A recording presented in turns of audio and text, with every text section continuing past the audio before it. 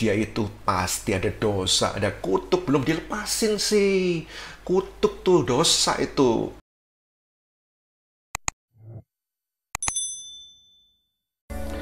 Shalom, selamat pagi. Jemaat Allah adalah kasih di persekutuan doa pagi. Senang sekali saya Gideon Yustianto bisa menjumpai Anda meskipun kita masih online saat ini ya.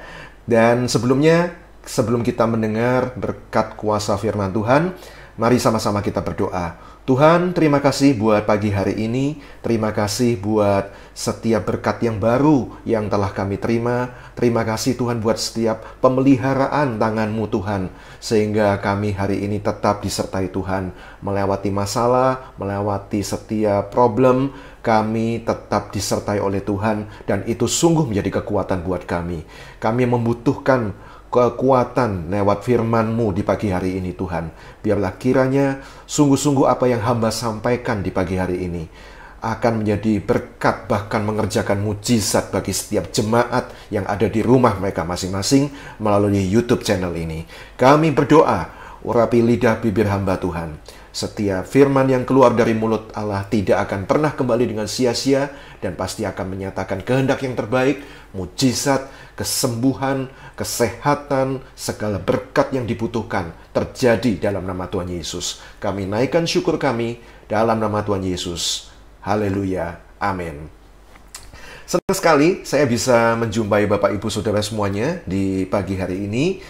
Kalau saya bisa menyampaikan firman Tuhan di pagi hari ini berjumpa dengan Bapak, Ibu, Saudara, kalau saya masih hidup sampai hari ini, itu semua adalah anugerah Tuhan yang luar biasa.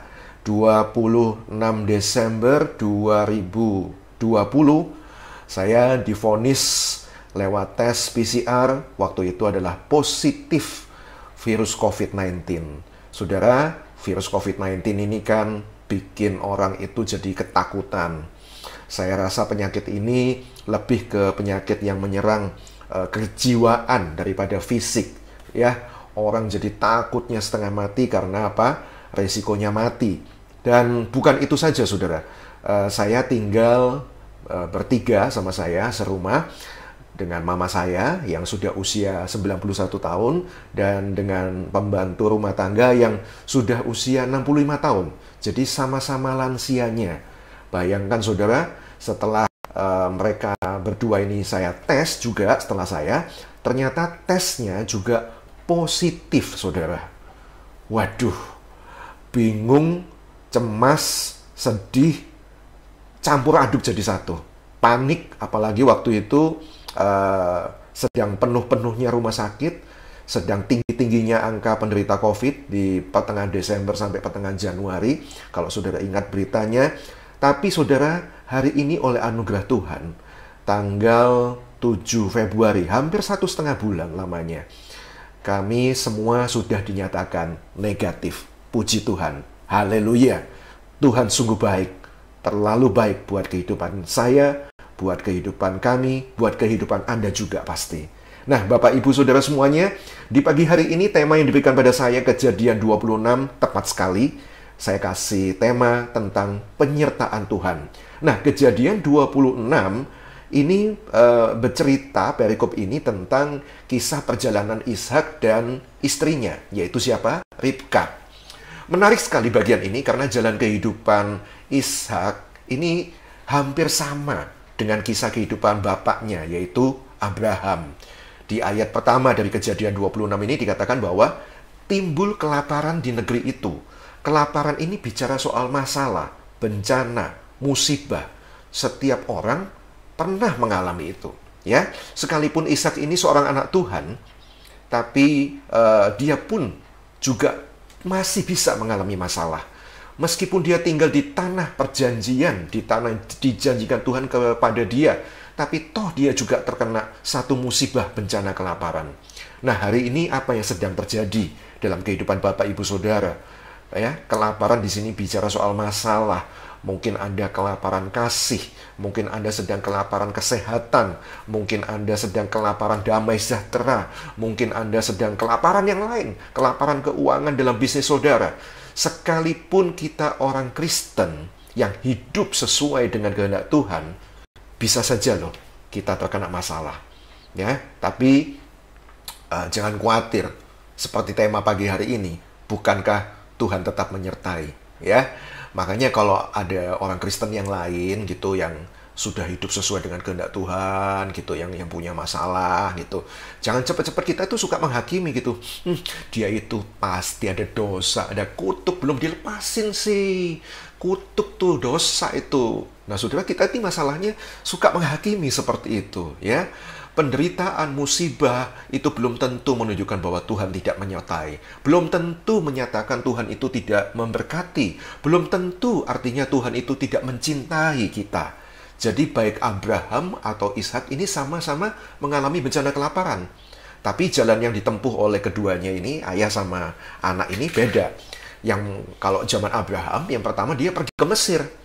Sedangkan Ishak, Tuhan melarang jangan ke Mesir. Kalau kita baca di Kejadian 26 ini, Tuhan melarang Ishak untuk pergi ke Mesir, tapi tinggal di Gerar.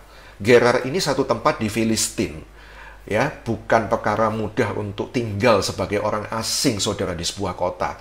Coba kalau saudara yang sudah nyaman di Surabaya misalnya, tiba-tiba saudara dimutasi, disuruh pindah ke daerah yang sama sekali saudara tidak kenal.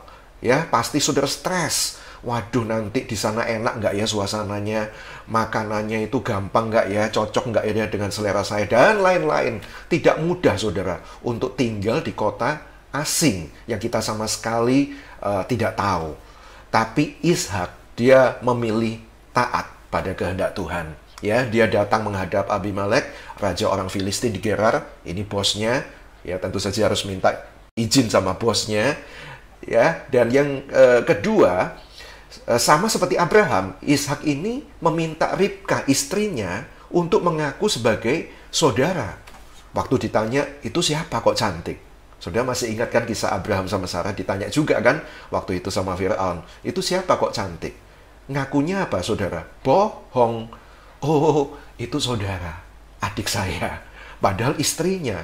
Tapi bedanya apa yang dilakukan Abraham itu menimbulkan bencana bagi Raja Fir'aun di Mesir waktu itu. Yang dilakukan Ishak ini belum membawa bencana bagi Raja Abimelek dan bagi bangsanya.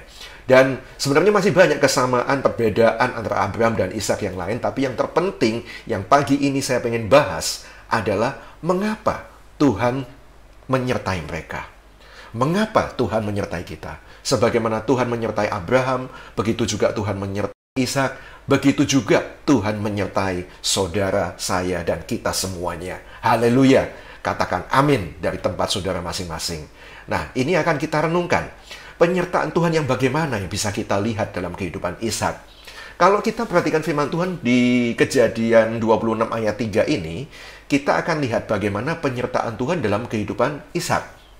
Saya baca buat saudara. Tinggallah di negeri itu sebagai orang asing, maka aku, Tuhan, akan menyertai engkau dan memberkati engkau, memberkati Ishak.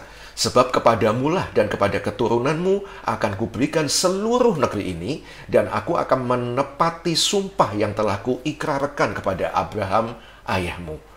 Nah, penyertaan Tuhan yang bagaimana yang diterima Ishak dan yang kita terima? Yang pertama, Ishak mendapat perlindungan. Sama-sama ucapkan sama saya, perlindungan. Di ayat ketiga, itu dikatakan Ishak akan disertai. Ya, artinya Tuhan akan senantiasa melindungi dan hadir dalam kehidupannya. Karena itu ketika Ishak menyuruh Ribka ini untuk bohong, Tuhan itu nggak biarkan Ishak loh terjerumus dalam kesalahan yang lebih besar seperti ayahnya. Sehingga kesalahan Ishak ini tidak membawa bencana yang besar bagi Raja Abimelek dan bagi hidupnya. Karena perlindungan Tuhan itulah, maka Raja Abimelek dan rakyatnya bisa terhindar dari mereka berbuat dosa perzinahan. Lah, ngaku sebagai saudara kok, saudara, ya, bukan sebagai istri. Berarti kan siapa aja bisa bersama sama istrinya dan nggak salah mestinya, ya kan? Tapi karena Tuhan menyertai dengan melindungi, maka Ishak bisa terlindung dari segala masalah yang besar. Yang kedua, sebagai bentuk perlindungan Tuhan, kita lihat ayat 12-23 dalam Kejadian 26 ini, saudara baca sendiri, kita bisa melihat berkat Tuhan atas kehidupan Ishak ini melimpah. Bahkan saya katakan sungguh melimpah. sungguh melimpah. Ketika dia menabur benih, hasilnya itu 100 kali lipat karena Tuhan memberkati dia. Kekayaannya ini semakin bertambah dan dia menjadi kaya raya, saudara. Ayat 13 dikatakan, dan orang itu, Ishak, menjadi kaya, bahkan kian lama kian kaya, sehingga dia menjadi sangat kaya.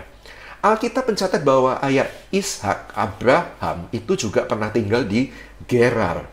Dan Abraham ini menggali sejumlah sumur di sana, ya, buat kehidupan mereka. Tapi itu sudah ditutup oleh orang-orang Filistin. Nah, sumur-sumur yang telah ditimbun oleh orang Filistin ini, ditimbun tanah, sepeninggal Abraham, itu digali kembali sama Ishak. Dan rupanya menghasilkan air kembali yang melimpah-limpah. Sudah lama ditutup, tapi masih bisa menghasilkan air yang berlimpah-limpah. Bahkan ketika Raja Abimelek menyuruh Ishak untuk pergi dari daerahnya, Tuhan pun tetap memberkati Ishak. Jadi penyertaan Tuhan yang pertama, perlindungan. Yang kedua adalah berkat yang melimpah. Dan yang ketiga, saudara, apa yang diterima? Penyertaan dari Ishak. Yang ketiga kita baca di ayat ke-24. Akulah Allah ayahmu Abraham, janganlah takut, sebab aku menyertai engkau, aku akan memberkatimu dan memberi kepadamu keturunan yang banyak, karena janjiku kepada hambaku Abraham. Nah, perkataan Tuhan ini memberikan kekuatan kepada Ishak waktu menghadapi Raja Abimelek yang benci kepadanya. Ya, dikatakan, jangan takut, janganlah takut. Tuhan menampakkan diri dan berkata satu kalimat yang memberikan kekuatan.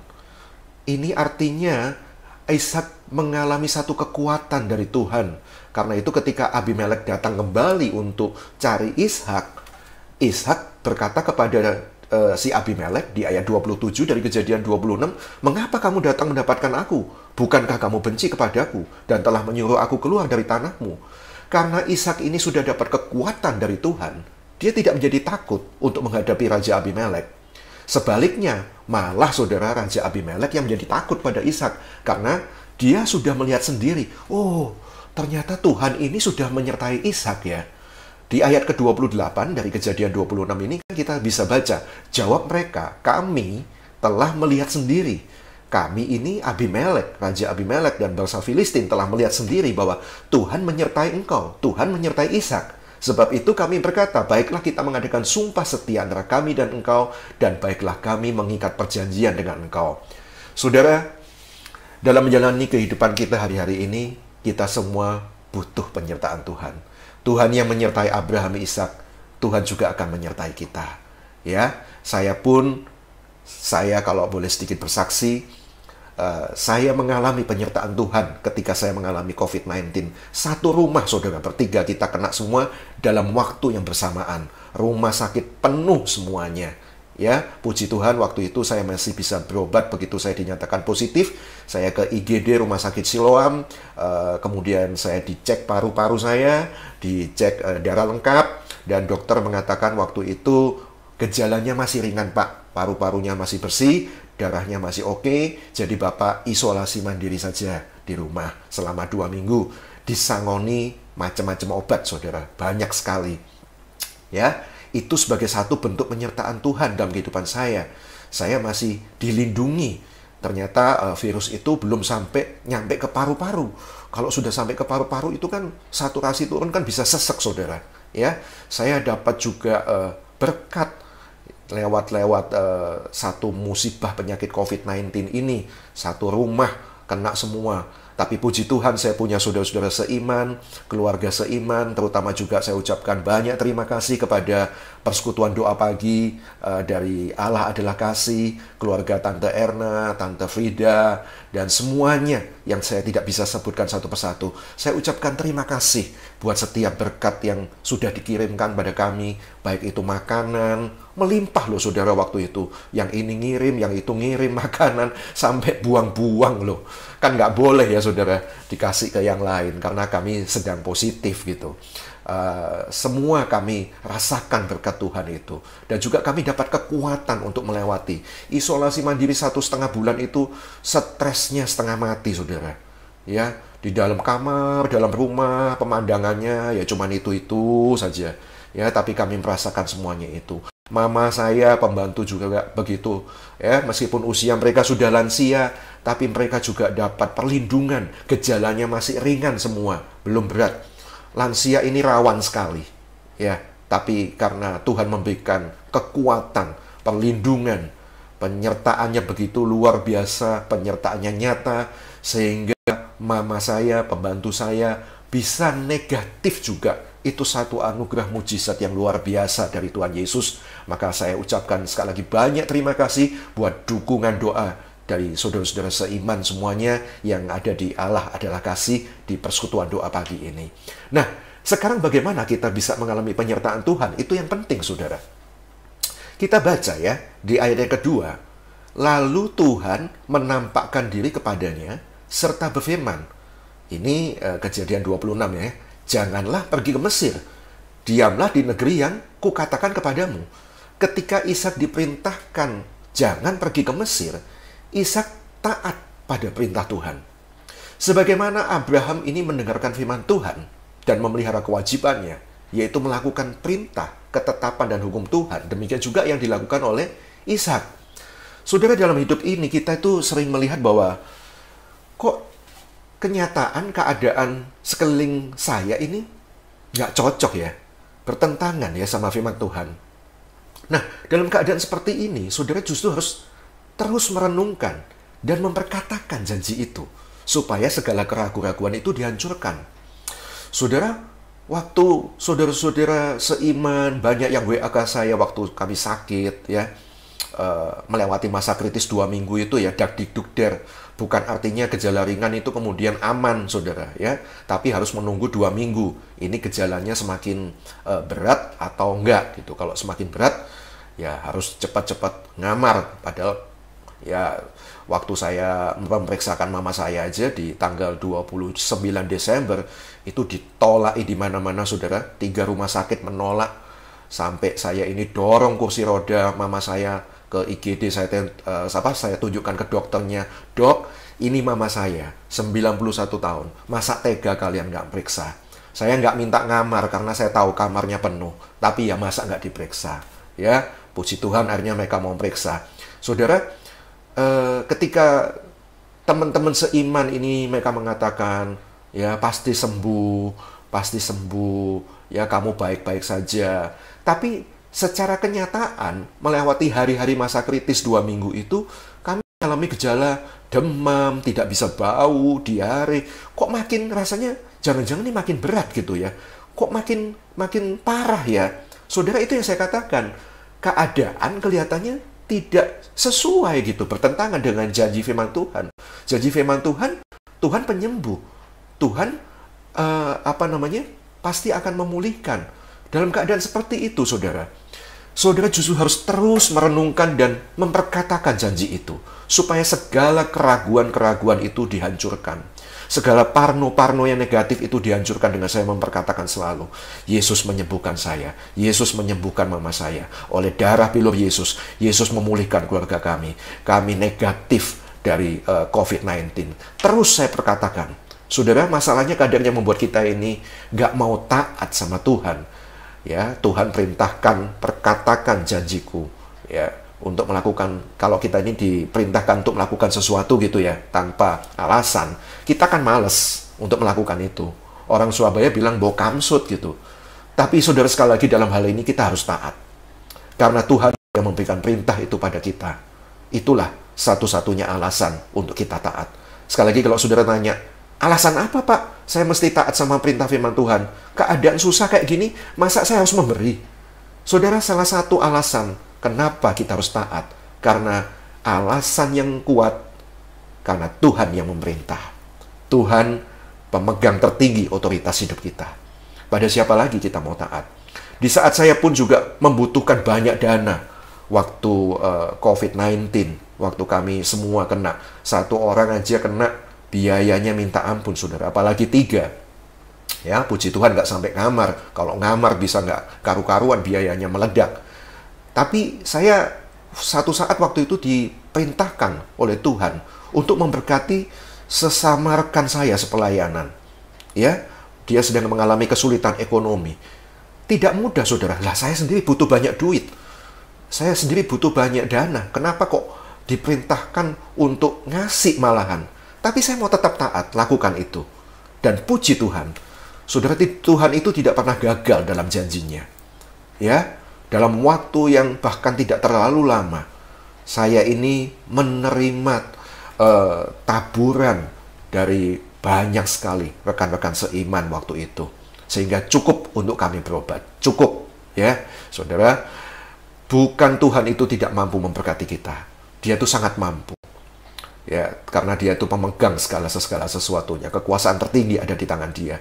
Tapi yang membuat dia tidak bisa memberkati kita karena ketidaktaatan kita. Menjadi orang smart itu baik, logik jalan itu baik. Tapi kita harus tahu bahwa di atas smart, di atas logika kita, ada hikmat, ada bijaksana. Orang yang berhikmat dan orang bijak itu sejalan dengan firman Tuhan. Artinya mereka adalah orang yang melakukan firman Tuhan. Perintah Tuhan itu seringkali nggak masuk akal. Karena itu banyak yang nggak mau taat. Padahal Tuhan punya rencana yang indah bagi setiap orang yang mau taat padanya. Yesaya 55 ayat 8-9, sebab rancanganku bukanlah rancanganmu, dan jalanmu bukanlah jalanku. Demikianlah firman Tuhan. Seperti tingginya langit dari bumi, demikian tingginya jalanku dari jalanmu, dan rancanganku dari rancanganmu. Jadi saudara, bagaimana kita mengalami penyertaan Tuhan yang berupa perlindungan, ya, berkat melimpah, dan juga kekuatan, miliki ketaatan pada hari-hari. Saya tahu sulit, tapi tetaplah taat sama Tuhan. Yang kedua, yang terakhir, bagaimana kita mengalami penyertaan Tuhan? Penyertaan Tuhan ini didapat setelah Ishak mendirikan mezbah dan dia memanggil nama Tuhan. Di ayat ke-25 dari Kejadian 26, sesudah itu Ishak mendirikan mezbah di situ dan memanggil nama Tuhan.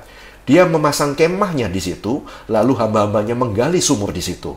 Saudara, apa yang dilakukan Ishak ini menunjukkan bahwa dalam hidupnya dia senantiasa berjalan menuruti kehendak Tuhan. Dia melaksanakan firman-Nya dengan sepenuh hati dan selalu melekat kepada Tuhan, selalu mendekat pada Tuhan. Itu juga yang seharusnya kita lakukan dalam kehidupan kita sehari-hari. Ya, kalau kita mau Tuhan itu senantiasa menyertai kita. Penyertaan Tuhan itu bukan artinya hidup kita itu selalu lancar, nggak ada masalah, nggak ada kesulitan, nggak ada kesusahan, nggak ada penderitaan, bencana. Tapi saudara, saya katakan dalam penyertaan Tuhan, kita dapat melewati semuanya itu. Katakan sama-sama bersama dengan saya dari rumah Anda masing-masing dengan suara yang keras. Dengan penyertaan Tuhan, saya dapat melewati semuanya itu. Nah, bagaimana kehidupan kita hari ini? Ya, saudara, dirikan mezbah, panggil nama Tuhan untuk kita mengalami satu penyertaan Tuhan dalam kehidupan kita. Jangan jauh-jauh. Kalau saudara jauh dari Tuhan, lewat kesulitan saudara kecewa sama Tuhan, lewat masalah sedikit saudara mulai berontak dan tinggalkan Tuhan, saudara itu malah menimbulkan masalah yang lebih berat. Percayalah, masalah akan semakin lebih berat. Tapi ketika saudara mendekat, paling tidak ada damai sejahtera, ada ketenangan di hati saudara, sehingga saudara bisa tenang, saudara bisa berdoa.